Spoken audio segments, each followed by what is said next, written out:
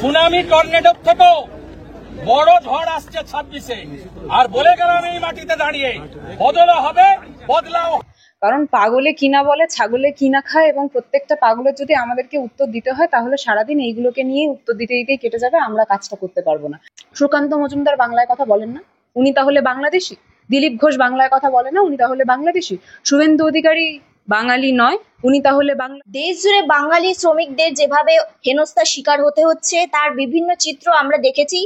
উড়িষ্যা থেকে রাজস্থান বিভিন্ন জায়গায় পরিযায়ী শ্রমিকরা আক্রান্ত হচ্ছেন এবং বাংলায় ফিরে আসছেন। এরই মধ্যে বিরোধী দলনেতা শুভেন্দু অধিকারী মন্তব্য করছেন যে 26-এ ঝড় আসবে, ঝড়ে বদল হবে এবং বদলাও নেওয়া হবে। কি বলবেন? দেখুন, শুভেন্দু অধিকারী যখন প্রশ্ন আপনারা আমাদের দিকে ছুড়ে দেন, সত্যি আমাদের কোনো উত্তর দিতে ইচ্ছা করে না। কারণ পাগলে কিনা বলে, ছাগলে কিনা খায়, এবং প্রত্যেকটা পাগলের যদি আমাদেরকে উত্তর দিতে হয় তাহলে সারাদিন এইগুলোকে নিয়ে উত্তর দিতে দিতেই কেটে যাবে, আমরা কাজটা করতে পারবো না। যে কাজটা ভারী প্রয়োজন এখন, কারণ ক্রমাগত আমরা যেই দিকে আমাদের বাংলাকে ঠেলে নিয়ে যাওয়ার চেষ্টা হচ্ছে, সেটা বিজেপি হোক বা এই বিজেপি দল নেতারা হোক না কেন তাদের তরফ থেকে, সেখান থেকে আমাদের বাংলাকে সুস্থ পরিবেশে ফিরিয়ে আনার জন্য কিন্তু আমাদের এই লড়াই। বাস্তবে আমরা প্রত্যেকে জানি যে যারা বাংলা ভাষী রয়েছেন, যারা বাঙালি রয়েছেন, তাদের উপর ক্রমাগত অত্যাচার চালাচ্ছে বিজেপি, যে ডাবল ইঞ্জিন সরকার যেই সব জায়গায় রয়েছে সেই সব রাজ্যগুলোতে। এবং কারা চালাচ্ছে সেটাও আপনার কাছেও স্পষ্ট, আমাদের সকলের চোখের কাছেই স্পষ্ট। তাই আমাদের লড়াইটা সেই প্রত্যেকটা অপশক্তির বিরুদ্ধে, আমাদের লড়াইটাই বিজেপির, বা আমি স্পষ্ট ভাষায় এই বিজেপিকে, প্রথম যে বি শব্দটা আসে সেটাকে আমি ব্রিটিশ হিসাবে সম্বোধন করি, এই ব্রিটিশদের বিরুদ্ধে আমাদের লড়াই।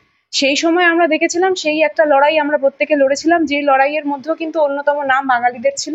আজকেও কিন্তু আমরা সেই লড়াই লড়ছি, এবং সেই লড়াই তো অন্যতম নাম এবং স্বর্ণ অক্ষরে নিজেদের নাম যারা গেঁথে দিয়ে রেখে দেবে সেটা অবশ্যই এই বাঙালি জাত। এবং সেই বাঙালি জাতের মধ্যে অন্যতম নাম থাকবে আমাদের আজকের মুখ্যমন্ত্রী দলনেত্রী মমতা বন্দ্যোপাধ্যায়, এবং অবশ্যই অভিষেক দারও। কেন বললাম এই কথাটা? কারণ প্রত্যেকটা ক্ষেত্রে আমরা যখন দেখতে পাচ্ছি যে কোনো জায়গায় আমাদের বাংলা ভাষী লোকজনরা যাচ্ছে, আজকে তুমি কলকাতার বুকে জার্নালিজম নিয়ে জার্নালিস্ট এই আমার ইন্টারভিউ নিতে এসছো, আমার বাইট নিতে এসছো, এরকম এই জিনিসটা যারা, তুমি ধরো বাইরে কোথাও কাজ করতে গেলে তোমার উপর যে ক্রমাগত অত্যাচারটা চালানো হবে সেটার বিরুদ্ধে যদি কোনো কেউ কণ্ঠস্বর হিসেবে দাঁড়ায়, সেটা দাঁড়াবো আমরা। এবং সেখানে আমাদের জিনিসটা স্পষ্ট, আমাদের ওপিনিয়নটা স্পষ্ট, যে প্রত্যেকটা মানুষ যারা বাংলা ভাষী, যারা বাঙালি, তারা কিন্তু আমাদের ভাইসম। তারা কোনো দোষ করেনি তারা বাংলায় কথা বলছে বলে। আজকে এদের চোখের কাছে, এদের চোখের সামনে অন্তত আমরা যারা বাংলা ভাষী, বাংলায় কথা বলি, তারা হয়ে যাচ্ছি বাংলাদেশি। তাহলে এদের চোখে কাজী নজরুল ইসলাম বাংলাদেশি, এদের চোখে রবীন্দ্রনাথ ঠাকুর বাংলাদেশি, এদের চোখে সেই প্রত্যেকটা স্বাধীনতা সংগ্রামী সুভাষচন্দ্র বসু বাংলাদেশি। আমার কথাটা হচ্ছে সেখানে বাংলাদেশি যে তকমাটা আমাদের প্রত্যেকের গায়ে লাগানো হচ্ছে, সেই বাংলাদেশি ভাষা, সেই ভাষাটা কিন্তু আমরা প্রত্যেকেই ভালোবাসি, প্রত্যেকেই বলে থাকি। আমাদের আশেপাশের একটা বহু শতাংশ লোকজনরা রয়েছে যারা বাঙাল ভাষায় কথা বলে। বাঙাল ভাষায় কথা বলা মানেই বাংলাদেশি হয়ে যাওয়া তো নয়, সমানভাবে বাংলায় কথা বলা মানেই বাংলাদেশি হয়ে যাওয়া, যে তকমাটা লাগিয়ে আমাদের প্রত্যেককে টেনে হিচড়ে বাংলা থেকে বের করে দেওয়ার চেষ্টা হচ্ছে, বা আমাদের উপর ক্রমাগত একটা অত্যাচার চালানোর চেষ্টা হচ্ছে, ডিটেনশন ক্যাম্পে টেনে হিচড়ে নিয়ে যাওয়ার চেষ্টা হচ্ছে। আমাদের এই লড়াইটা সেই মানে এই নোংরামির বিরুদ্ধে। এবং আমরা স্পষ্ট ভাষায় বলতে চাই, আজকে যারা বাংলাভাষী, বিজেপির কিছু নেতৃত্বরাও তো বাংলাভাষী রয়েছে। সুকান্ত মজুমদার বাংলায় কথা বলেন না, উনি তাহলে বাংলাদেশি? দিলীপ ঘোষ বাংলায় কথা বলে না, উনি তাহলে বাংলাদেশি? শুভেন্দু অধিকারী বাঙালি নয়, উনি তাহলে বাংলাদেশি? আমাদের প্রশ্নগুলো হচ্ছে এখানে। তাই স্পষ্ট ভাষায় যেই বাঙালি এই বিষয়ে চুপ রয়েছে, শুধুমাত্র তাদের পকেটে একটা বড় অংশ টাকা গুজে দেওয়া হচ্ছে বলে, সেই বাঙালিদেরকে আমরা ধিক্কার জানাই। সেই বাঙালি উদাহরণে যে মানুষটার নাম দিয়ে তুমি এই প্রশ্নটা করলে, অর্থাৎ বিরোধী দলনেতা শুভেন্দু অধিকারী, আমি তাকে উল্লেখ করে বলছি। দেখা যাচ্ছে যে একের পর এক বাঙালি বাসিন্দাদের অসম থেকে কিন্তু এনআরসি নোটিশ আসছে। প্রথমে কিন্তু উত্তম কুমার ব্রজবাসীকে নোটিশ পাঠানো হয়েছিল, তারপর ফালাকাটার এক বাসিন্দাকে পাঠানো হয়েছিল। এখন দেখা যাচ্ছে কোচবিহারে আরেক বাসিন্দাকে এনআরসি নোটিশ আসছে। তো কোথাও গিয়ে স্থানীয় বাসিন্দারা কিন্তু একটু ভয়ে রয়েছে যে বিহারের মতো ভোটের আগে তাদেরও কি নাম বাদ পড়ে যেতে পারে, যেটা আগামী আগস্ট মাসে এসআইআর হওয়ার কথা আছে পশ্চিমবঙ্গে। কি বলবে? দেখুন, এই এসআইআরটা হচ্ছে মুখোশ পড়া এনআরসি, যেটা আমরা বলতে চাইছি আর কি। এই এসআইআর বিষয়টা যেটা ওরা করছে, আমরা বরাবরই জানি ভুতুরে ভোটার, এই জিনিসটার ব্যাপারে আপনিও লড়েছেন, মানে আপনারা প্রত্যেকে কভার করেছেন, আমরা প্রত্যেকে লড়েছি এই বিষয়টা নিয়ে। উদাহরণে কি ভুতুরে ভোটার বলতে আমরা কি বুঝতে, মানে বলার চেষ্টা করছি, সেটা হচ্ছে এরকমই যে বিজেপি শাসিত যেসব রাজ্য রয়েছে, সেই সব শাসিত রাজ্যগুলোতে একটা বিশাল সংখ্যক ভোটার হঠাৎ করে এক্সপ্যান্ড করেছে। উদাহরণে কোনো একটা জায়গা, আমি জাস্ট একটা নর্মাল সংখ্যা বলছি, ধরো 3 ছিল, সেই 3টাকে 5 করে দেওয়া হয়েছে, যাতে যেই এক্সট্রা সংখ্যক ভোটটা সেখানে ঢুকছে সেটা যাতে বিজেপির আঙিনার মধ্যে পড়ে এবং বিজেপি যাতে সেই ভোটটা নিয়ে সরকারে আসতে পারে। এরকম একটা প্রচেষ্টা ওরা বিভিন্ন ক্ষেত্রে করেছে যেসব বিজেপি শাসিত রাজ্যগুলো রয়েছে সেখানে। এবার when it comes to Bengal, ওরা বরাবরই চেষ্টা করছে যে বাংলায় ওই রোহিঙ্গা, ওই বাংলাদেশি এইসব কথাগুলোকে বলে তারা চাইছে এই SIR, যে SIR শব্দটা ওরা বরাবরই উল্লেখ করছে, এটা যেটা আমরা স্পষ্ট ভাষায় বলছি এনআরসিটা ঘুরিয়ে ফিরিয়ে আবার সেই SIR পদ্ধতিতে আমাদের সকলের চোখের সামনে আনার প্রচেষ্টা। সেটাকে আমি স্পষ্ট ভাষায় আপনাদেরকে বলতে চাইছি যে ওরা চাইছে একটা জিনিস, সেটা কি, ওরা চাইছে যে বাস্তব ভোটার যারা রয়েছে ওরা কিন্তু ভুতুরে ভোটারদেরকে টেনে সরাবে না। ওরা দিন শেষে, আমরা এই উদাহরণে চোখের সামনে দেখেছি যে মানুষ যারা ভোট দেয় তাদের মানুষের নাম কাটা গেল, কুকুরের নাম সেখানে যুক্ত হয়ে যাচ্ছে। এই চিত্র তুমিও দেখতে পেরেছো, আমিও দেখতে পেরেছি, আই গেস তুমি কভারও করেছো এই গোটা বিষয় নিয়ে। তাই এই চিত্রগুলো আমাদের চোখের সামনে উঠে আসছে, কিন্তু আমাদের লড়াইটা কোথায়? মানুষের, প্রত্যেকটা মানুষের হাতে সংবিধান যে অধিকার দিয়েছে, কনস্টিটিউশন যে অধিকার দিয়েছে যে প্রত্যেকটা মানুষ নিজেদের বাক স্বাধীনতা এবং অবশ্যই নিজেদের ভোট প্রয়োগ, ডেমোক্রেটিক রাইট, সেই জায়গাটা কিন্তু প্রত্যেকের মানুষের হাত অব্দি থাকবে। সেই অধিকারটা ছিনিয়ে নেওয়ার চেষ্টা করছে এই বিজেপি সরকার, সেটা আমরা দেখতে পাচ্ছি। তো আজকে তোমার ভোট দেওয়ার অধিকার আছে, তুমি দেখতে পাচ্ছ যে তোমাকে ভোট দেওয়া থেকে রুখে দেওয়া হচ্ছে। তোমার বাড়ির যে পোষ্য রয়েছে তাকে বলা হচ্ছে যে না, আপনি যান, গিয়ে ভোটটা দিয়ে আসবেন। আচ্ছা, পোষ্যর তো সেটা কাজ নয় গিয়ে ভোটটা দেওয়া। আমাদের কথাটা, আমাদের প্রশ্নটা হচ্ছে এইখানে, আমাদের লড়াইটা হচ্ছে যে অধিকার আমাদের কনস্টিটিউশন, আমাদের ভারতবর্ষ, আমাদের প্রত্যেকটা মানুষের হাত অব্দি দিয়েছিল, সেই অধিকারটা যারা ছিনিয়ে নেওয়ার চেষ্টা করছে সেই শক্তির বিরুদ্ধে। এই যে SIR এর কথাটা আমি উল্লেখ করলাম, আমি জাস্ট একটা সংখ্যা তোমাদের সকলের চোখের সামনে তুলে ধরার চেষ্টা করছি। সেটা হচ্ছে বিভিন্ন জায়গায় যেই সব জায়গায় বিজেপি সরকার গড়েছে সেই সব জায়গার একটা সাধারণ, ধরো আমি উদাহরণ নিচ্ছি মহারাষ্ট্রে ধরো টোটাল সংখ্যা, আমি সংখ্যাটা স্পষ্ট উল্লেখ করছি না, আমি 31 এবং 40-এর মধ্যে ভাগ করে দিচ্ছি। 31 জন হয়তো আগে ভোটার ছিল, সেই 31টাকে বাড়িয়ে হঠাৎ করে এবং এনরোলমেন্টটা হয়েছে শুধুমাত্র 4 মাসে, আমি আবারও বলে দিচ্ছি 4 মাসে এনরোলমেন্ট করা হয়েছে, সেই 31টাকে বাড়িয়ে করা হচ্ছে 40।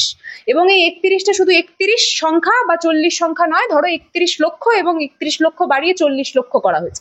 আমি জাস্ট একটা উদাহরণ 31 এবং 40-এ আপনাকে দিলাম। এবং এরকম বিভিন্ন জায়গায়, এটা মহারাষ্ট্রের কথা আমি বলছি, এরকম বিভিন্ন যেসব বিজেপি শাসিত রাজ্য রয়েছে সেই প্রত্যেকটা জায়গায় এই জিনিসগুলো হয়েছে। কোনো জায়গায় 4 মাসে এনরোলমেন্ট হয়েছে, কোনো জায়গায় 7 মাসে এনরোলমেন্ট হয়েছে। এবং এই প্রত্যেকটা জিনিসের বিরুদ্ধে কিন্তু লড়াইটা আমরা শুরু করেছিলাম।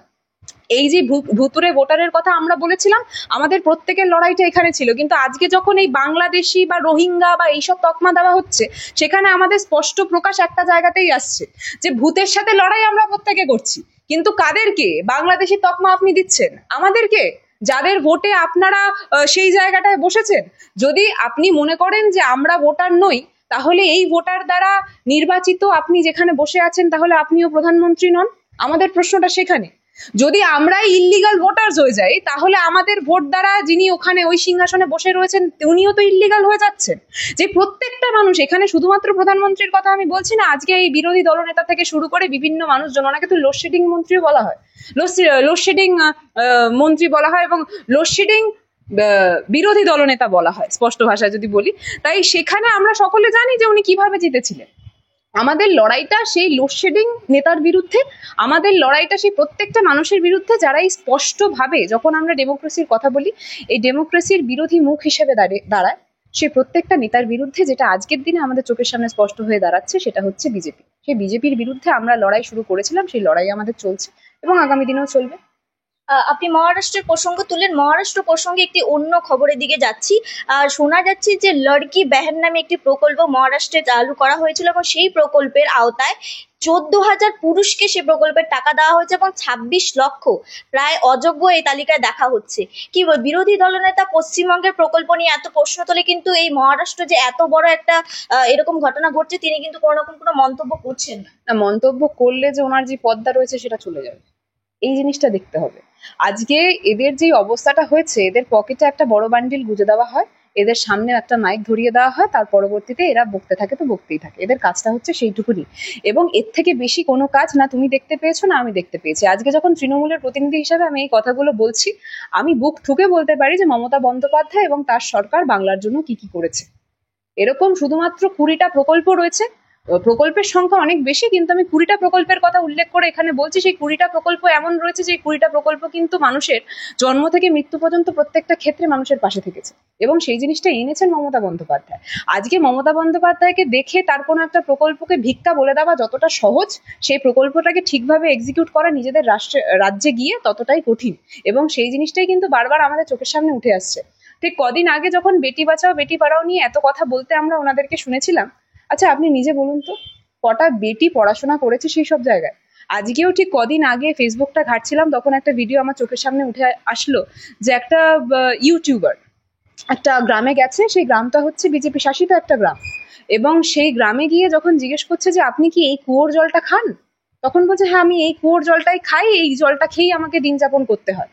মানে জাস্ট ভাবুন, আজকে যখন আমরা প্রত্যেকটা মানুষ এক ধাপ করে এগিয়ে যাচ্ছি, আমরা এই চিন্তা করছি যে কখন কে নতুন একটা আকাশে যাবে এবং সেই বিষয়ে আমরা আরেকটু বেশি তথ্য খুঁজে পাবো।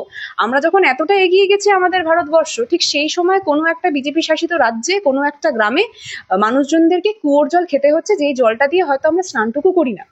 আজকে এই দশাটা কিন্তু চলছে, কিন্তু বিজেপি এই গোটা বিষয়টা আমাদের চোখের সামনে থেকে লুকিয়ে রাখছে।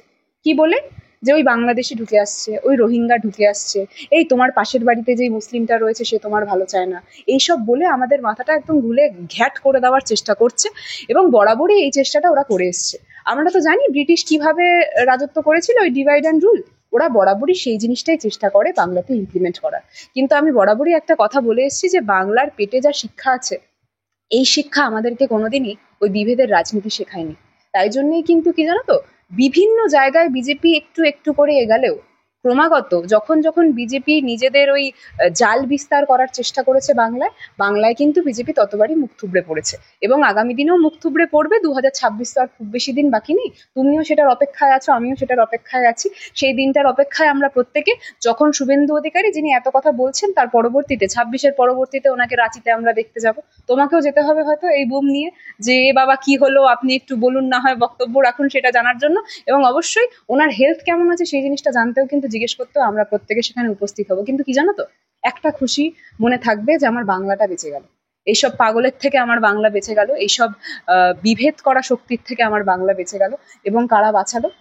ওই যে হাওয়াই চটিয়ালা মহিলাটা যিনি বসেন ওই নবান্নে, উনি আবারও সেখানে বিরাজমান হবেন, এবং ওনার মুখটা দেখে আমরা সত্যি হেসে বলবো যে না, এই মহিলাটার হাত ধরে আবারও আমার বাংলা বেঁচে গেল। কারণ এই বিভেদ এর রাজনীতিটা ভারী কঠিন, ভারী নোংরা রাজনীতি, এইটার বিরুদ্ধে আমাদের লড়াই, এটার বিরুদ্ধে আমাদের প্রত্যেকের লড়াই। তাই জন্য বরাবরই আমরা একটা প্রশ্ন করি যখন এই বাংলাদেশি রোহিঙ্গার কথা উঠে আসে, তুমি একবার নিজে ভেবে দেখো তো, বাংলাদেশি রোহিঙ্গারা তো হেলিকপ্টার করে উপর থেকে এই দিকে চলে আসছে না, কোনো একটা ভাবে তো ওই টপকে চলে আসছে না, ওই ডোরেমনের এনিওয়্যার ডোর ছিল একটা, ওনাদের কাছে তো এনিওয়্যার ডোর নেই। আমাদের প্রশ্নটা সেখানে, ওনার কাছে কি কোনো ডোরেমনের এনিওয়্যার ডোর আছে যে দরজাটা খুললো আমি এই পার থেকে ওই পারে চলে গেলাম? সেটা তো নয়। ওটার মাঝখানে তো একটা বর্ডার রয়েছে, এবং ওই বর্ডারে যারা রয়েছেন তাদের বর্ডার সিকিউরিটি ফোর্স বলে, এবং বর্ডার সিকিউরিটি ফোর্সটা কাদের দায়িত্বে রয়েছে সেই জিনিসটাও আমরা জানি। অমিত শাহ গোটা বিষয়ে বিভিন্ন জায়গায় এসে বক্তব্য রাখেন, কথা বলেন, কিন্তু এই বিষয়ে উনি মৌনব্রত পালন করছেন। তাহলে উনি কি নিজেদের স্বার্থের জন্য কাউকে টেনে টেনে ঢুকিয়ে দিচ্ছেন, যাতে পরবর্তীতে এই গুন্ডামি, এই নোংরামি, এই বিভেদ বা এই ধর্মকেন্দ্রিক রাজনীতি করাটা ওনার কাছে খুব সহজ হয়ে যায়? এটা একটা বড় প্রশ্ন আমাদের প্রত্যেকের রয়েছে, এবং এই প্রত্যেকটা শক্তির বিরুদ্ধে আমাদের লড়াই অনেকদিন আগে থেকেই শুরু হয়েছিল, সেটা ক্রমাগত চলছে, এই যুদ্ধ চলবে।